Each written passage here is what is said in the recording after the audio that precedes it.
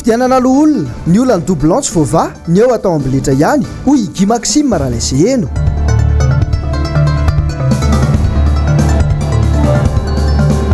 tsy indrim-pahazo ny mpitsara dimy ireo mpitsara nahato tamin'ny asany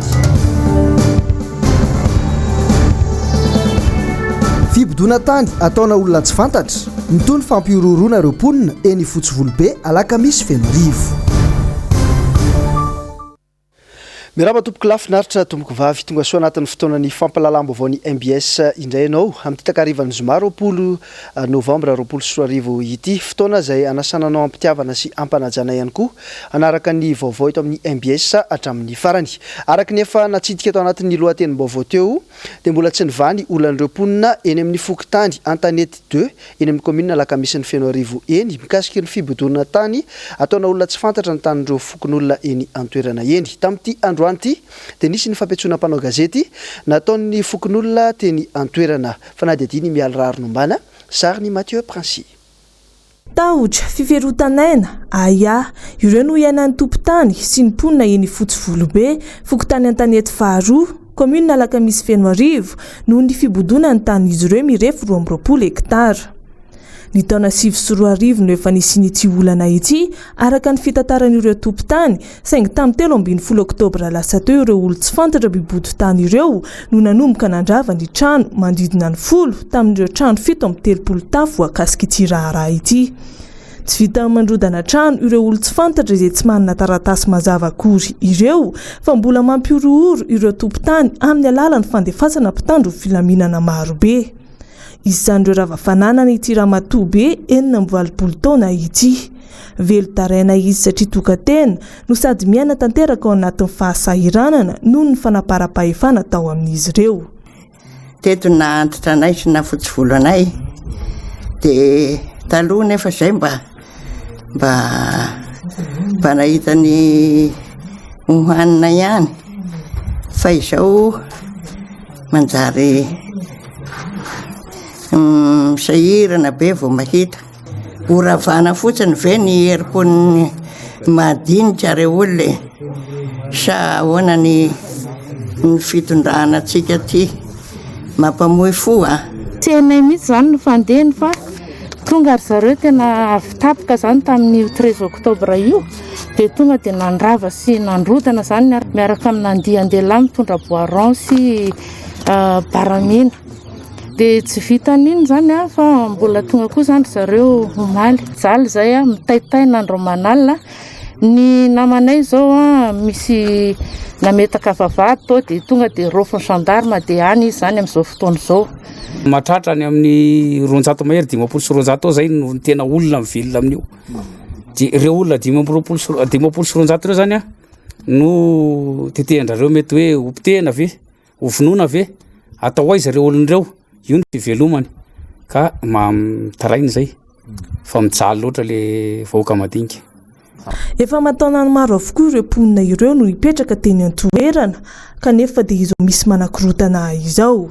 Niezaka nanantona sy nampafantatra ny zava-misy teo anivon'ny commune ireto farany saingy toa tsy rototra akory ny ben'ny tanàna eny an-toerana araka ny voalazan'izy ireo.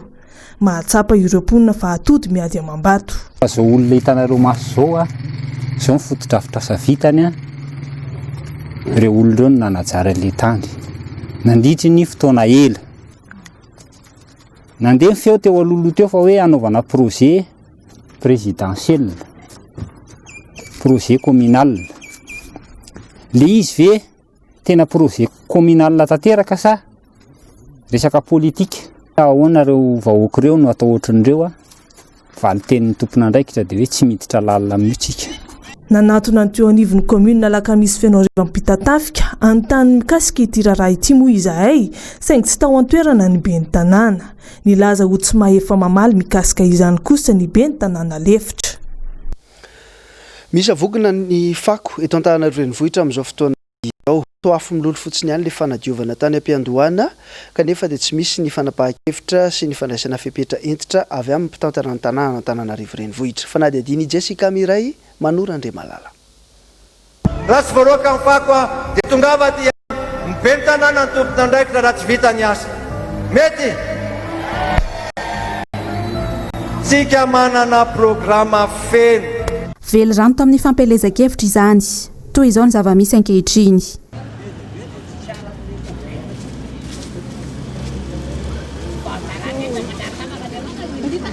Isaky ny dabapako rehetra dia toy izao avokoa.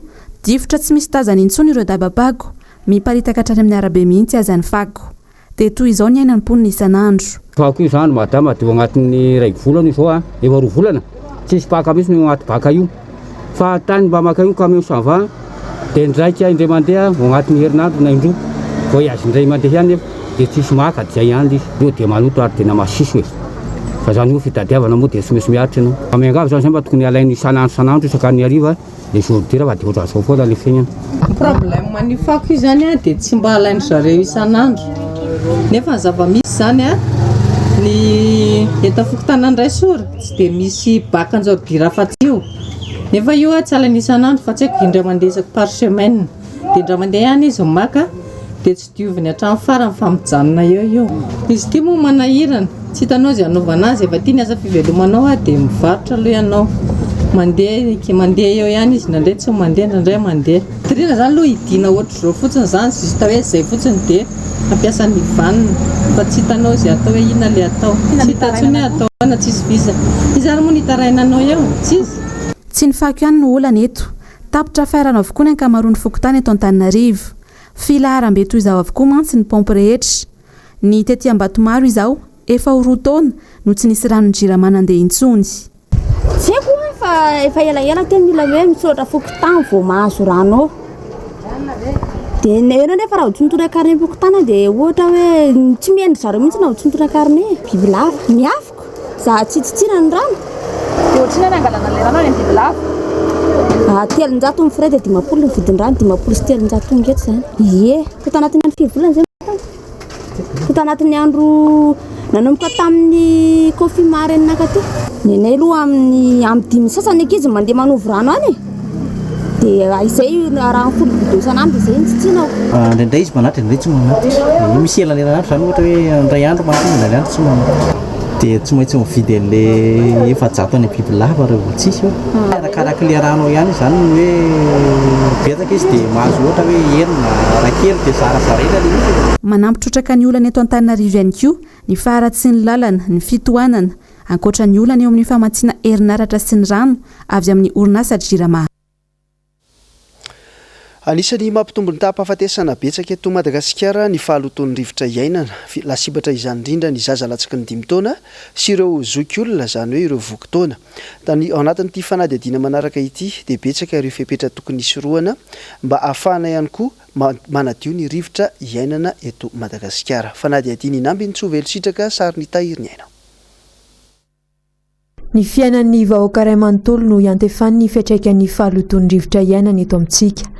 Ankoatra ny aretin'ny taovam-pisefona dia isan'ny mahatonga ny tsy fahatomombanana eo amin'ny fitombon'ny zaza sy mahatonga tsy fanjarian-tsakafo koa izany raha ny loharanom-baovao. Antony mahatonga sy tia koa ny doro-tanety izay efa hita miharihary fa manimba sy mandoto ny rivotra iainana eto amintsika. Tsy azo tsinotsiniavina ny trano ipetrahana indrindra ao anatin'izao fotoam-pahavaratra izao. Nampahafantatra ny teo anivon'ny UNICEF fa lasibatra izay tsy fiainana ao anaty toerana madio sy malalaka izay ny zaza eto Madagasikara. Vokatra izany nampitombo 220 isanjato ny tahampahafatesana eto amintsika ny faharatsian'ny rivotra iainana. Manginy fotsiny ny setroka maloto avy amin'ny fiara sy moto mivezivezy izay tsy mbola voafetanteraka ny sivana sy ny fampahafantarana mba hisorohana izay setroka be loatra mandoto ny tontolo iainana izay. Ny fiara rehetra dia tokony afaka miasa daholo ihany fa base liza eo amin'ny resaka hoe entretien. Io zany na fiara sy modèle biara ka hoe vitanao tsara ny entretien dia tsy tokony hamoaka an'izay fahasimban'ny tontolo iainana izay ohatrany hoe le setroka be ireny. Fa iny foazana anao hoe tara ny entretien na fiaranao dia lasa mimotsy ireny. Arakaraka ny tsirairay iny. Misy hoe 3 mois, misy hoe 2 mois arakaraka le course le vitan'ilay tomobila ihany koa nefa an'iny. Fiara tajevotra zao betsaka mihitsy tsy dia manantanteraka le entretien fa nefa juste heure fa velo le fiara dia mandeha. Nefa izy rehefa le mandeha ny andalana eny amin'izay dia iny amin'izay izy manateraka an'le fahasimban'ny tontolo iainana satria le olona eo amin'le resaka entretien koa lasa ohatrany hoe mahitsihatra kely. Fa hitany fotsiny hoe mbola velo tomobila mbola mandeha dia hoentina. Le manohitroka be zany tonga dia efa iny tonga dia efa tokony largena iny. hoe tsy araka ao zany le entretien matoa ty tômobily ty manetroka be sy ohatran'izany dia zay ny tsy vanina sy route mandehandeha eny izy nge rehefa mandeha eny an-dalana eny dia tonga dia fantatra hoe raha tsy entretien ty manetroka be ty ohatran'izany reny zao misy 2 chevaux 4 ela tamin'ny taona ela be fa vitany zalahy tena tsy manetroka vitany tsara mihitsy. Mampirona makany amin'ny fahantrana lalina ny fiainan'ny firenena iray ao anaty tontolo iainana maloto indrindra ho an'ny renivohitra izay ivon'ny firenena raha ny fanadihadiana nataon'ny vondrona maneran-tany misahana ny tontolo iainana. Vaovao ny tontolo iainana dia mitaraina noho ny fahaloton'ny rano ao mandena ireo mponina any antoerana amin'izao fotoana izao. Nisy ny fanadihadiana manokana izay nataony teo anivon'ny firaisamonim-pirenena mikasika ity fahaloton'ny rano ity raha ny vaovao fantatra dia noho ny fantsona vaky ataony amina orinasa fakaba iray no antony mahatonga izany. Fanadihadiany Asina Andriamalala sary ny Andra Kotomalala. Noho ny fahavakisan'ny fantsona iray lehibe mitondra ireo rano maloto avy ao amin'ny orinasa mpitrandraka fasimainty iray no antony maloto ny rano ao mandena. Izay ny zava-misy any atoerana raha araka ny fanadihadiana nataony firaisamonim-pirenena publier ce que vous payez Madagascar. Tao amin'ny fokotany Mandromondramitra, Emenaka, Andrakaraka, Ampari ary Ampasinapona izay nanaovan'izy ireo fanadihadiana. Misy akony ratsy amin'ny fahasalaman'ireo mponina nefa io fahaloton'ny io.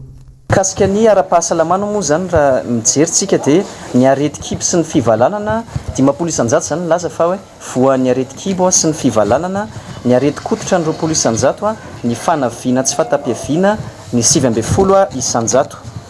Ny fahalotona sy ny tahotra ny tsisy ny rano moa zany tena hoe tahotra zareo lehibe indrindra ao anatin'izany hoe rano any mandena izany ary ny angatana sy takiny ny mponina moa zany dia mikasika ny hoe ny famerenana amin'ny laoniny ny kalitony na ihany koa ho azo fanonerana moa zany izy noho izany vokatry ny fahaloton'ny rano izany.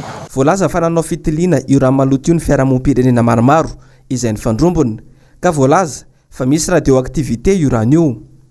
Tsy marina nefa izany filazana izany hoy ny tompony andraikitra nanao fitiliana tao amin'ilay orinasa ka isy ny atrikasa ho fifanatrehan'ireo tota. Ny fanadihadiana efa natao tamin'ny taona 17 zany raha siantifika nampiseho hoe tena misy radioactivité tokoa anatin'ilay rano dia ny Rio Tinto même zany nanao fanadihadiana anazy koa izy dia nivokatry ny anazy tsy mampaninina mihitsy io dia zay ny antony anaovana ilay atrikasa amin'ny faha-4 volana Desambra hoe andao ara hoe mba hampitoviana le zavatra le fikarohana natao dia inona ihany koa no zavatra azo atao malaky zany anarenana le fahavoazana. Avoaka manontolo mandritra ny atrikasa ho avy io moa ny valin'ity fanadihadiana ity.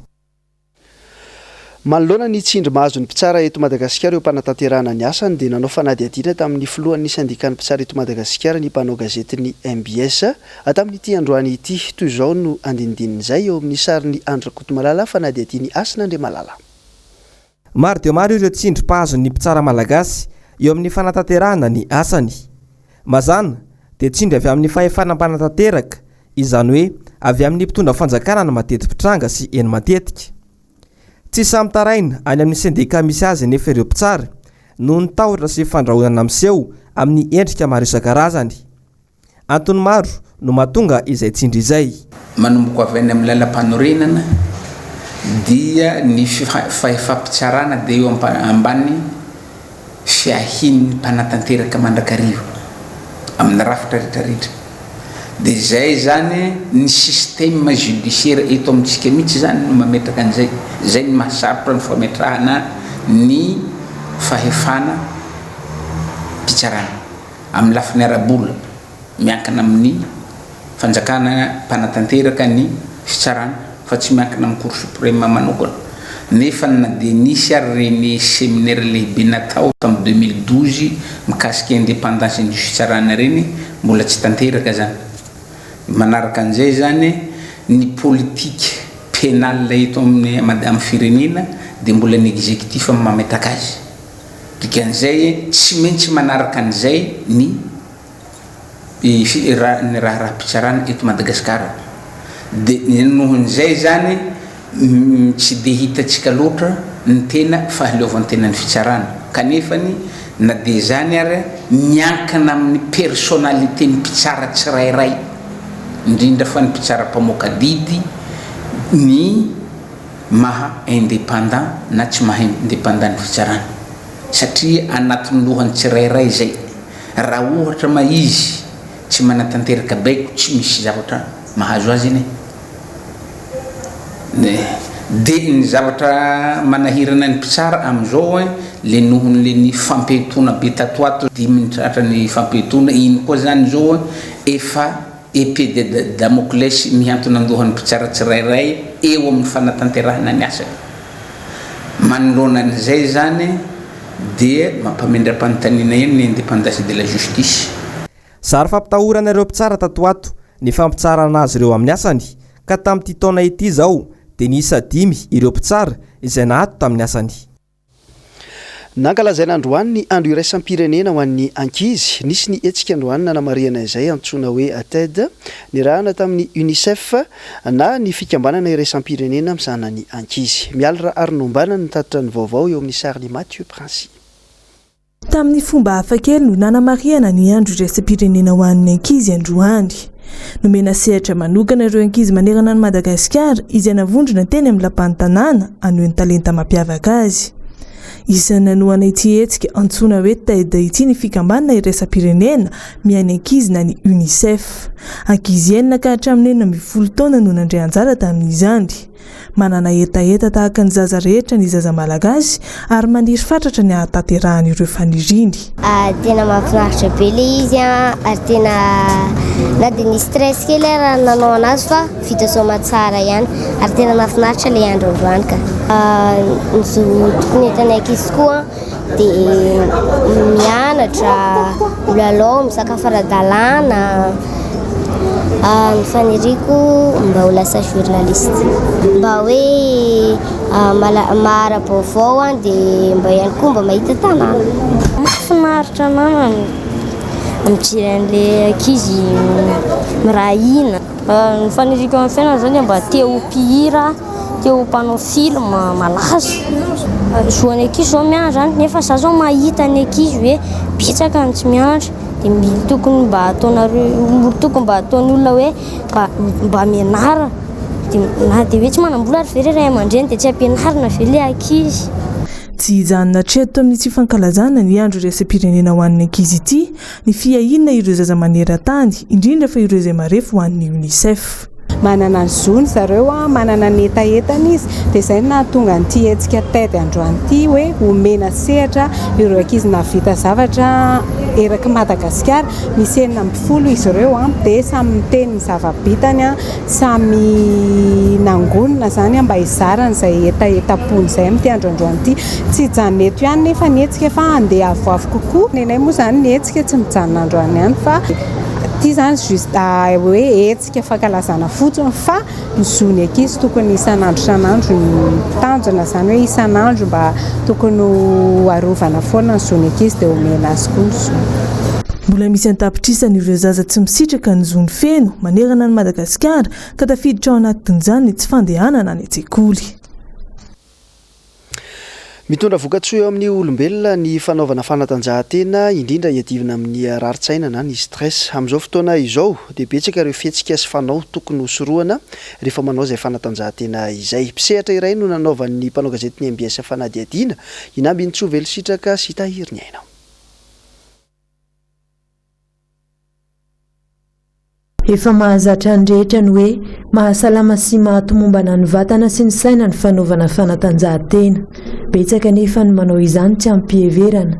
Misy fepetra tokony arahana manokana rehefa manao fanatanjahantena na eo amin'ny fandaharam-potoana izany na eo amin'ny faharetan'ny kotra natao.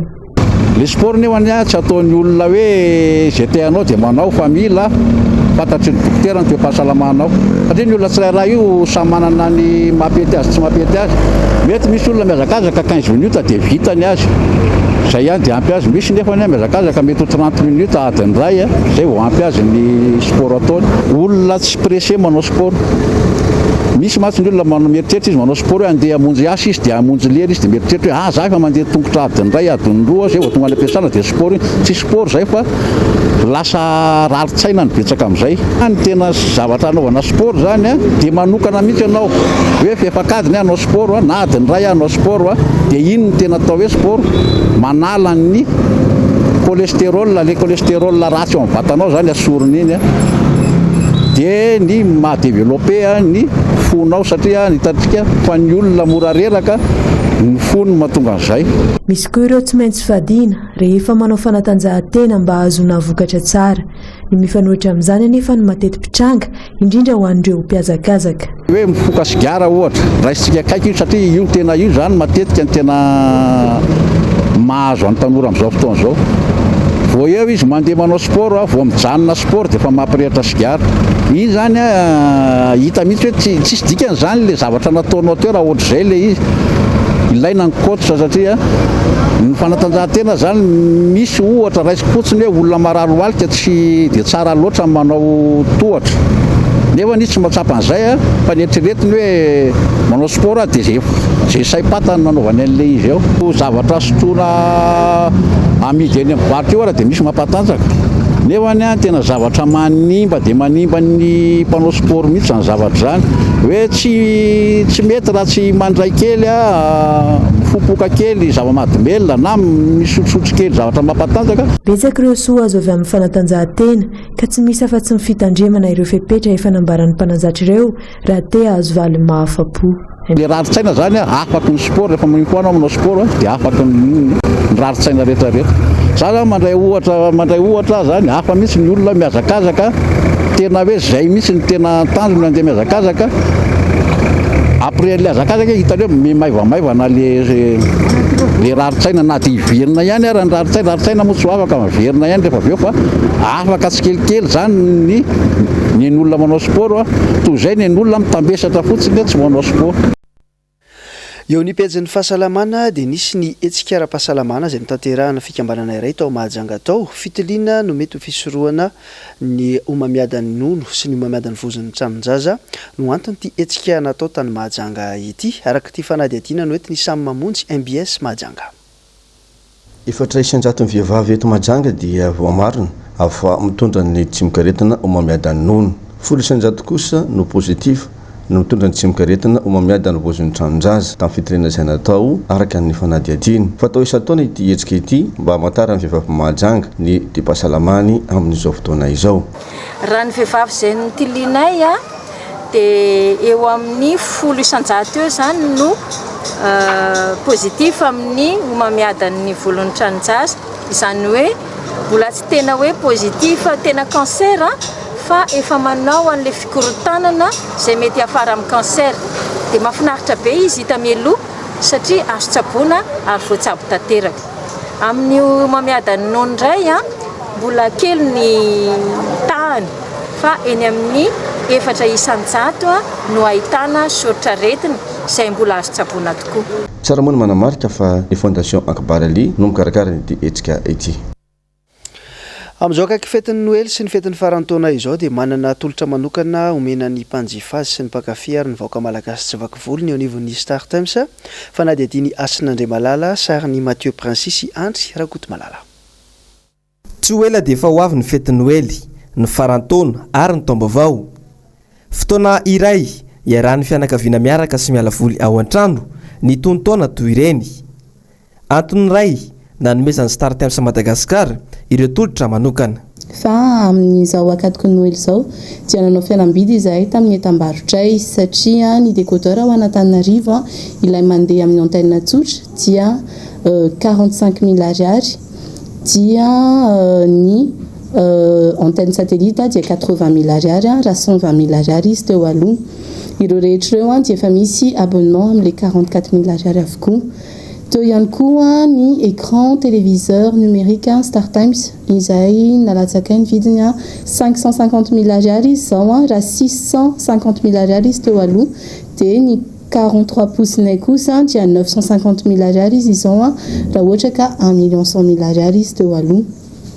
Raha ohatra ka hoe mahalinana ny tsirairay ny mijery na mitest ireo vokatra Star Times dia misokatra hatrany ny boutique anay eo ihany koa ny service de livraison anay afaka mamany etaeta tsirairay.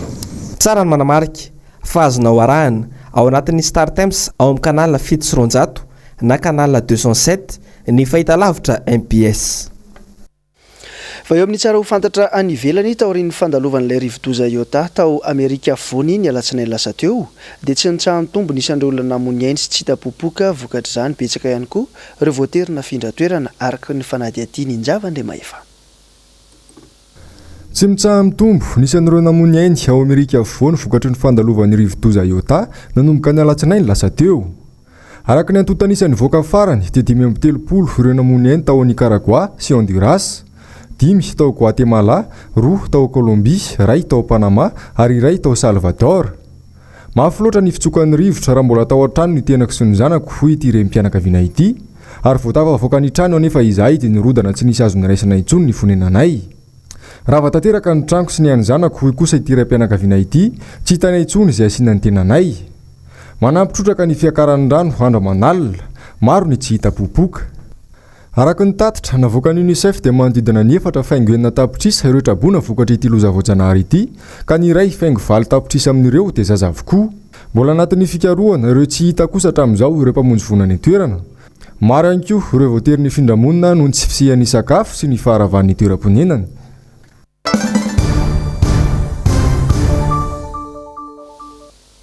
Mahakasika indrindra ny raharaham-pirenena manoloana ny fifidianana izay vikasain'ny fanjakana atao letrezana amin'izao fotoana izao ny fifidianana loholona dia mpanao politika iray no nilaza ny heviny tetỳ Nosy-Patrana tetỳ fanadihadiany Injavandriamaefa sariny Mathieu Princy.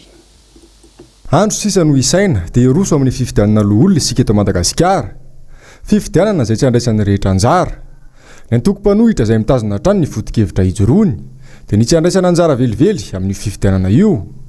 Hatramin'izao dia modihan'ny fanjakana fanana trany ny tsy fampihan'ny fepetra ahafahana miroso amin'ny fifidianana io. Dia ny tsy fampihan'ny mpifidy vavety any amin'ny faritra maro eto Madagasikara.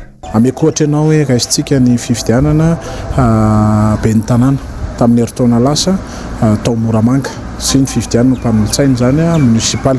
Fantatritsika hoe niteraka resabe satria raha io fifidianana ben'ny tanàna tany Moramanga io dia namoaka didim-pitsarana ny tribunal administratif fa tsy tomombana ny fanomanana ny fifidianana tamin'izany vanim-potoana izany izay marihana fanandresy ny antoko tiako Madagasikara tao Moramanga na ny mpanolotsaina zany na ny ben'ny tanàna.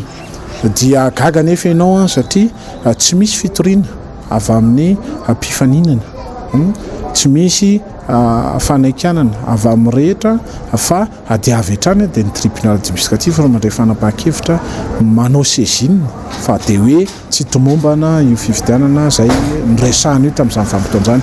Izany anie no mahatonga anay miteny hoe tsy feno mihitsy ny fepetra satria zany aza tsy vaovà.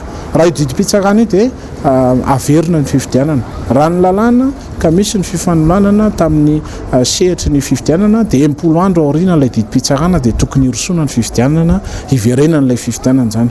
Kanefa fantatritsika fa tsy zany ny zavatra mitranga. Herintaona teoria dia fantatritsika fa mbola PDS no mitatana ny tanàna ny Moramanga kanefa dia nisy vahoaka naneho hevitra, nisy vahoaka nandray fanapahan-kevitra tamin'ny alalan'izany fifidianana izay ben'ny tanàna zany. Ny doublon izay mbola varamangatsika ny seni ankehitriny. Ny fifidianana manaraka nefa ity ho atao ihany. Izany hoe mbola maro ny zavatra tsy tomombana eo amin'izany fanantanterahana ny fifidianana izany.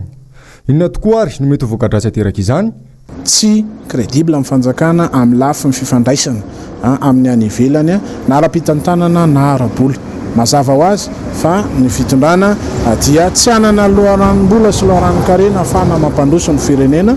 Mazava ho azy fa tsy hitokin'ny iraisam-pirenena Madagasikara amin'ny lafiny fitantanana, amin'ny lafiny ara-bola dia tsy roso zany fa dia lasa atao hoe ny vahoaka malagasy no sorona manoloana ny tsy fahaiza-mitantana, ny vahoaka malagasy no lasa sorona manoloana ny fanapahan-kevitra diso ataon'ny fanjakana, ny vahoaka malagasy no latsa-panenenana voatery miaritra mandritra ny vanim-potoana satria dia diso fanantenana ny amin'izay mpitondra misy azy izay amin'izao tsika miteny izao.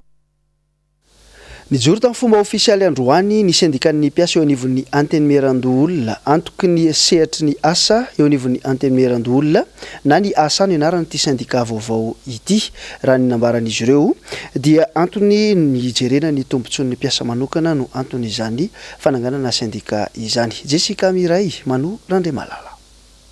Roa amby efapolo sy dimanjato ireo mpiasa eto anivon'ny antenimierandoholona. Tsy toy ny mpiasam-panjakana rehetra izahay ho ny fitarenan'ireo mpiasa fa miaina anaty fitaintainana trany isaky ny misy fiovam-pitantanana. Anisan'izany ohatra ny filazan'ny filoha nandritra ny fampelezan-keviny ny anafoanana ity androm-panjakana ity.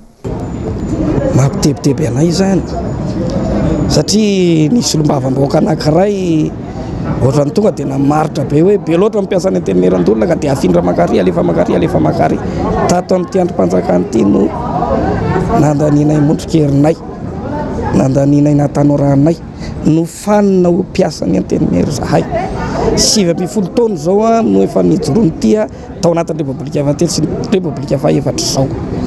Misy fiantraikany goavana eo amin'ny asan'izy ireo ihany koa ny fanapahan'ny fanjakana ny teto-bolan'izy ireo izay voalaza fa nomenana nampiana ny tratry ny kereany atsimo. Afaka tokoa le izy teo ary ny bromaritra ato amin'ny antenimierandoholona moa dia fa mitory any amin'ny filankevim-panjakana conseil d'état fampandehanan-draharaha izy io tsy mbola vonina tsara zay tamin'le hoe dématérialisation amina famoahana asa ato fa tsy maintsy mbola mampiasa taratasy mampiasa ranomainty ny mpiasa tsirairay ato mbola tsy manana fiarakodiana azy manokana amin'ireny fidina rehefa le mirava alina mirava miray maraina mirava midimy maraina amin'ny efatra maraina fa mbola mila ny fiara imbonana mila ny solika zany fampandehanana rara mila ny taratasy fitaovana ampandehanana ny rara mila ny ranomainty ampandehanana ny rara ary mila ihany koa ny ataontsika hoe fanosehana zavatra rehetra izay tokony atao ato amin'ny toeram-piasana ity zay ny fiantraikany aty amin'ny mpiasa. Anisany nananganana ny syndikan'ny mpiasa eto anivon'ny antenimierandoholona ireo antony ireo izay nampahafantarina tamin'ny fomba ofisialy androany teto amin'ny antenimierandoholona. Mikambana feno eo anivon'ny solidarité syndicale de Madagascar na ny SSM ihany koa ny asa. Syndika faharoa eo anivon'ny antenimierandoholona ny asa mivondrona ao anatiny avokoa ny mpikarakara trano hatramin'ny fifandraisany iraisam-pirenena. Dia ny vaovao avy any amin'ny lampana nosikely ihany koa tompoko lasy tompoko vavy no nanakatona tanteraka ny fampalalam-baovao ny MBS tamin'ity zoma 20 Novambra 2024 ity. Ankasitrana feno ianao tsy misaraka amin'ny MBS mankasitraka ny teknisiana sy ny mpanao gazety mifarimbona mifanatotosana azy io. Manome fotoananao ny vaovao ny MBS raha mpitso amin'ny ora mitovy ny tenanay dia mirary ny sosiny tsara veloma tompoko.